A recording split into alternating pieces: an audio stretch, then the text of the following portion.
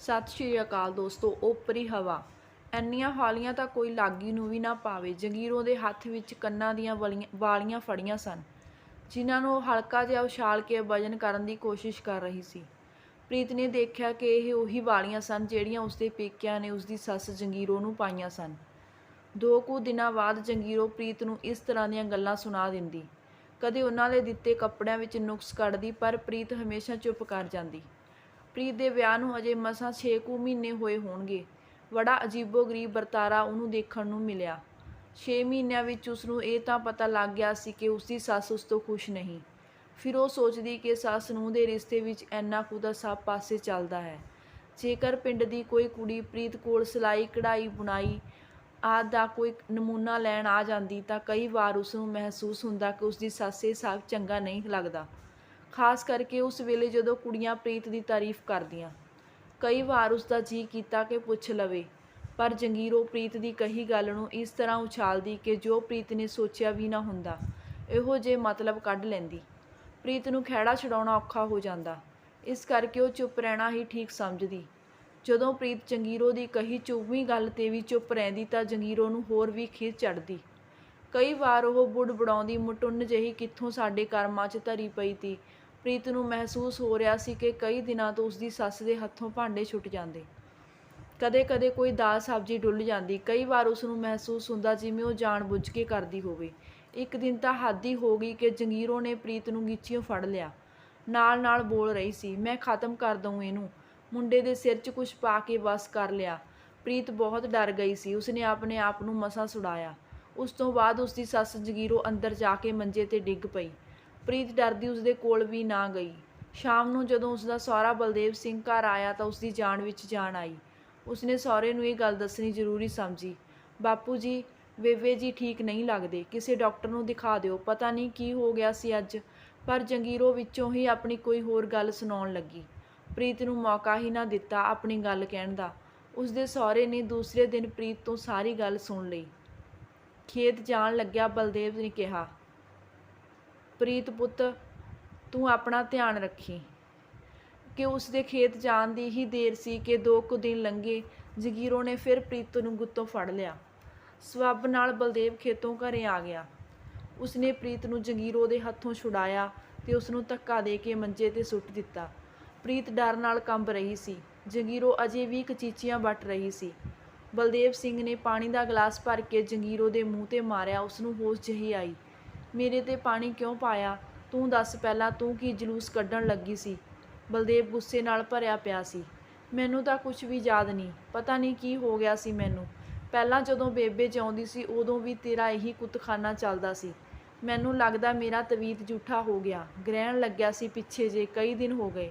ਉਹ ਉਦਾਸ ਜੀ ਹੋ ਕੇ ਬੋਲੀ। "ਹੁਣ ਕੰਮ ਦੇ ਮੌਸਮ ਵਿੱਚ ਮੈਂ ਕਿੱਥੋਂ ਟਾਈਮ ਕੱਢਾਂ ਸਿਆਣਿਆਂ ਕੋਲ ਜਾਣ ਦਾ?" ਪ੍ਰੀਤ ਨੇ ਉਹੋ ਜਿਹਾ ਕੁਝ ਕਦੇ ਨਹੀਂ ਸੀ ਦੇਖਿਆ। ਇਹ ਕੀ ਚੱਕਰ ਹੈ? ਉਸਨੇ ਤਾਂ ਸੁਣਿਆ ਹੋਇਆ ਸੀ ਕਿ ਭੂਤ-ਪ੍ਰੇਤ ਕੁਝ ਵੀ ਨਹੀਂ ਹੁੰਦਾ। ਫਿਰ ਇਹ ਕੀ? ਉਸਨੂੰ ਬੜਾ ਡਰ ਲੱਗ ਰਿਹਾ ਸੀ। ਉਸਦਾ ਪਤੀ 1.5 ਕੁ ਮਹੀਨੇ ਲਈ ਕਿਸੇ ਕੰਬਾਈਨ ਵਾਲੇ ਦੇ ਨਾਲ ਬਾਹਰ ਕਿਤੇ ਕਣਕ ਵੱਢਣ ਗਿਆ ਹੋਇਆ ਸੀ। ਜਦੋਂ ਉਸਦਾ ਫੋਨ ਆਉਂਦਾ ਕਈ ਵਾਰ ਪ੍ਰੀਤ ਦਾ ਦਿਲ ਕਰਦਾ ਸੀ ਕਿ ਬੇਬੇ ਦੀ ਹਾਲਤ ਬਾਰੇ ਦੱਸ ਦੇਵੇ, ਪਰ ਫਿਰ ਇਹ ਸੋਚ ਕੇ ਚੁੱਪ ਕਰ ਜਾਂਦੀ ਕਿ ਕਿਉਂ ਘਰੋਂ ਦੂਰ ਬੈਠੇ ਦੀ ਚਿੰਤਾ ਵਧਾਉਣੀ ਹੈ। ਉਸਦਾ ਪਤੀ ਪੜ੍ਹਿਆ ਲਿਖਿਆ ਸੀ, ਪਰ ਕਿੰਨੀ ਕੁ ਦੇਰ ਨੌਕਰੀ ਦੀ ਉਮੀਦ 'ਤੇ ਰਹਿੰਦਾ। ਜ਼ਮੀਨ ਬਹੁਤੀ ਤਾਂ ਨਹੀਂ ਸੀ, ਪਰ ਪਿਓ ਪੁੱਤਰ ਮਿਹਨਤੀ ਸਨ ਤੇ ਫਜ਼ੂਲ ਖਰਚੀ ਵੀ ਨਹੀਂ ਸਨ ਕਰਦੇ। ਗੁਜ਼ਾਰਾ ਠੀਕ ਚੱਲਦਾ ਸੀ। ਮੁੰਡੇ ਨੂੰ ਖੇਤੀ ਤੋਂ ਇਲਾਵਾ ਵੀ ਜੇ ਕੋਈ ਕੰਮ ਮਿਲਦਾ ਤਾਂ ਉਹ ਕਰ ਲੈਂਦਾ ਸੀ। ਪਹਿਲਾਂ ਤਾਂ ਜੰਗੀਰੋਂ ਨੂੰ ਹਫ਼ਤੇ 2 ਹਫ਼ਤੇ ਬਾਅਦ ਹੀ ਕਸਰ ਹੁੰਦੀ ਸੀ, ਪਰ ਹੁਣ ਤੀਜੇ ਕੁ ਦਿਨ ਉਸਨੂੰ ਓਪਰੀ ਹਵਾ ਆ ਦਬੋਚਦੀ। ਸਭ ਤੋਂ ਪਹਿਲਾਂ ਕੰਮ ਉਸਦਾ ਇਹ ਹੁੰਦਾ ਕਿ ਉਹ ਪ੍ਰੀਤ ਨੂੰ ਕੋਈ ਨਾ ਕੋਈ ਤਕਲੀਫ ਪਹੁੰਚਾਉਣ ਦੀ ਕੋਸ਼ਿਸ਼ ਕਰਦੀ, ਭਾਵੇਂ ਸਰੀਰਕ ਹੋਵੇ ਜਾਂ ਮਾਨਸਿਕ। ਉਸ ਵਿੱਚ ਅੰਤਾਂ ਦਾ ਜ਼ੋਰ ਪਤਾ ਨਹੀਂ ਕਿੱਥੋਂ ਆ ਜਾਂਦਾ ਸੀ। ਪ੍ਰੀਤ ਦੀ ਮਾਂ ਨੂੰ ਉੱਡਦੀ ਖਬਰ ਮਿਲੀ ਕਿ ਪ੍ਰੀਤ ਦੀ ਸੱਸ ਨੂੰ ਓਪਰੀ ਹਵਾ ਨੇ ਦਬੋਚਿਆ ਹੋਇਆ ਹੈ। ਉਹ ਆਪਣੇ ਪਤੀ ਨਾਲ ਸਲਾਹ ਕਰਕੇ ਪ੍ਰੀਤ ਨੂੰ ਮਿਲਣ ਲਈ ਚਲੀ ਗਈ। ਪ੍ਰੀਤ ਦੀ ਮਾਂ ਨੇ ਪ੍ਰੀਤ ਤੋਂ ਸਾਰੀਆਂ ਗੱਲਾਂ ਪੁੱਛੀਆਂ। ਉਸਨੇ ਸਾਰਾ ਕੁਝ ਸੱਚ-ਸੱਚ ਦੱਸ ਦਿੱਤਾ। ਉਸਨੂੰ ਆਪਣੀ ਧੀ ਦੀ ਚਿੰਤਾ ਹੋਣ ਲੱਗੀ।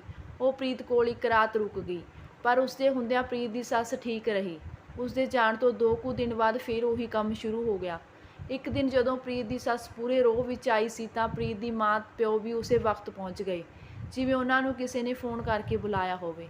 ਪ੍ਰੀਤ ਦੀ ਮਾਂ ਨੂੰ ਆਪਣੀ ਧੀ ਦੀ ਹਾਲਤ ਦੇਖ ਕੇ ਬਹੁਤ ਤਰਸ ਆਇਆ। ਉਸਨੇ ਪ੍ਰੀਤ ਨੂੰ ਛੁਡਾ ਕੇ ਇੱਕ ਪਾਸੇ ਕੀਤਾ। ਪ੍ਰੀਤ ਦੀ ਸੱਸ ਝਈਆਂ ਲੈ ਕੇ ਪੈ ਰਹੀ ਸੀ। ਨਾਲ ਹੀ ਭੁੱਤਰੇ ਸਾਣ ਵਾਂਗੂ ਪੁਕਾਰੇ ਮਾਰ ਰਹੀ ਸੀ। ਸੱਚੀ ਲੋੜੇ ਦਾ ਜ਼ੋਰ ਪਤਾ ਨਹੀਂ ਕਿੱਥੋਂ ਆਇਆ ਸੀ ਉਸ ਵਿੱਚ। ਉਸਨੇ ਇੱਕ ਵਾਰ ਫਿਰ ਪ੍ਰੀਤ ਨੂੰ ਆ ਦਬੋਚਿਆ। ਕੋਸ਼ਿਸ਼ ਕਰਨ 'ਤੇ ਵੀ ਪ੍ਰੀਤ ਦੀ ਮਾਂ ਜੰਗੀਰੋ ਦੇ ਹੱਥੋਂ ਉਸਨੂੰ ਛੁਡਾ ਨਾ ਸਕੀ। ਬਲਦੇਵ ਸਿੰਘ ਨੂੰ ਸਾਰਾ ਕੁਝ ਸਮਝ ਨਹੀਂ ਸੀ ਆ ਰਿਹਾ ਕਿ ਉਹ ਕੀ ਕਰੇ। ਉਹ ਸ਼ਰਮ ਨਾਲ ਮਰਨ ਹਾਕਾ ਹੋਇਆ ਪਿਆ ਸੀ। ਪ੍ਰੀਤ ਦੀ ਮਾਂ ਨੇ ਕੁੜਮ ਅੱਗੇ ਹੱਥ ਜੋੜ ਕੇ ਰੋਣੀ ਆਵਾਜ਼ ਵਿੱਚ ਕਿਹਾ, ਹੁਣ ਮੈਨੂੰ ਮੁਆਫ਼ ਕਰਨਾ ਵੀਰ ਜੀ, ਹੁਣ ਮਾਣ ਸਤਿਕਾਰ ਵਾਲੇ ਸਾਰੇ ਬੰਨ੍ਹ ਟੁੱਟਣਗੇ।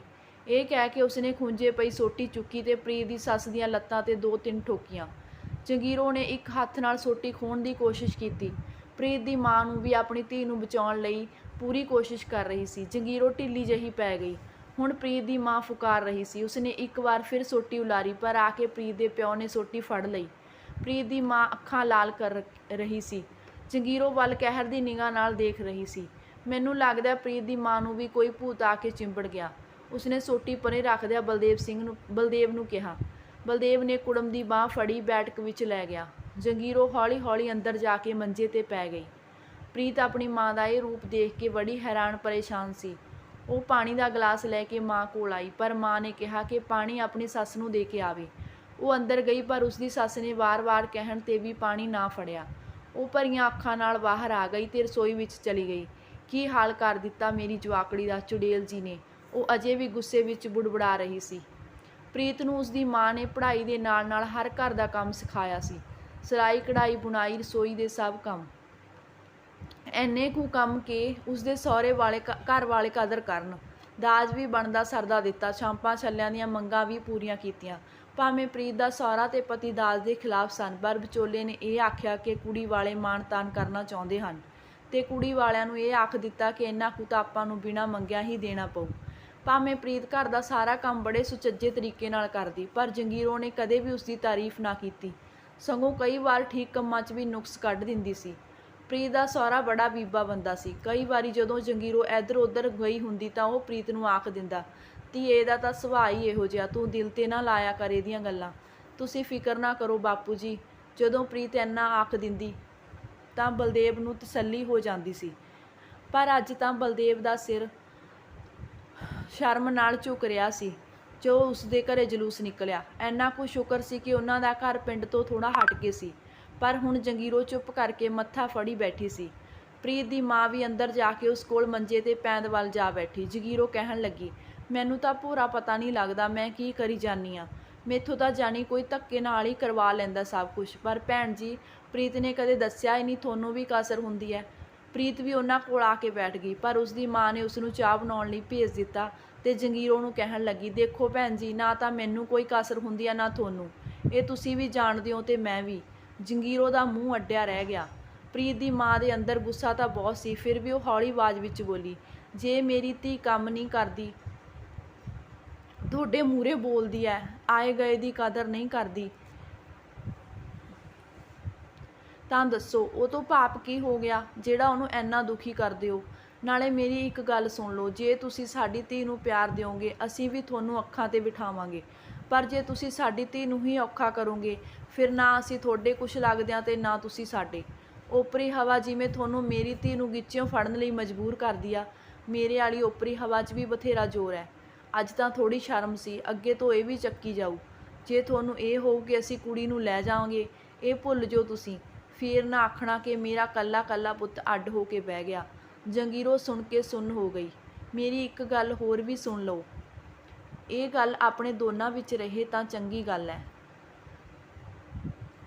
ਪ੍ਰੀਤ ਦੀ ਮਾਂ ਨੇ ਗੱਲਬਾਤ ਦਾ ਸੁਰ ਬਦਲਦਿਆਂ ਫਿਰ ਜੰਗੀਰੋ ਆਖਿਆ, ਨਾਲੇ ਭੈਣ ਜੀ ਤੁਸੀਂ ਆਪ ਸਿਆਣੇ ਹੋ, ਤਾਗੇ ਤਵੀਤਾਂ 'ਚ ਉਲਝਿਆ ਬੰਦਾ ਕਦੇ ਸੁਖੀ ਨਹੀਂ ਰਹਿੰਦਾ। ਖੂਨ ਪਸੀਨੇ ਦੀ ਅੱਧੀ ਤੋਂ ਵੱਧ ਕਮਾਈ ਤਾਂ ਪਖੰਡੀ ਸਾਧਾਂ ਦੀਆਂ ਗੋਗੜਾਂ ਹੀ ਭਰਦੀ ਹੈ। ਜੰਗੀਰੋ ਚੁੱਪ ਕਰਕੇ ਸੁਣੀ ਜਾ ਰਹੀ ਸੀ। ਐਨੇ ਨੂੰ ਪ੍ਰੀਤ ਚਾਹ ਲੈ ਕੇ ਆ ਗਈ। ਜਦੋਂ ਚਾਹ ਪੀ ਕੇ ਜਾਣ ਲੱਗੇ ਤਾਂ ਪ੍ਰੀਤ ਦੀ ਮਾਂ ਨੇ ਜੰਗੀਰੋ ਨੂੰ ਹੱਥ ਜੋੜ ਕੇ ਭੁੱਲਾਂ ਚੁੱਕਾਂ ਦੀ ਖਿਮਾ ਮੰਗੀ ਤੇ ਕਿਹਾ, ਜੇ ਭੈਣ ਜੀ ਹੁਣ ਕਦੇ ਉੱਪਰੀ ਹਵਾ ਧੱਕਾ ਕਰਨ ਲੱਗੇ ਤਾਂ ਮੈਂ ਜਿਹੜਾ ਮੰਤਰ ਦੱਸਿਆ ਉਹਨੂੰ ਯਾਦ ਕਰ ਲੈਣਾ ਬਸ, ਫੇਰ ਨਹੀਂ ਉੱਪਰੀ ਹਵਾ ਨੇੜੇ ਲੱਗਦੀ। ਧੰਨਵਾਦ ਦੋਸਤੋ। ਜੇਕਰ ਕਹਾਣੀ ਵਧੀਆ ਲੱਗੀ ਤਾਂ ਲਾਈਕ, ਸ਼ੇਅਰ ਤੇ ਸਬਸਕ੍ਰਾਈਬ ਜ਼ਰੂਰ ਕਰ ਦਿਓ।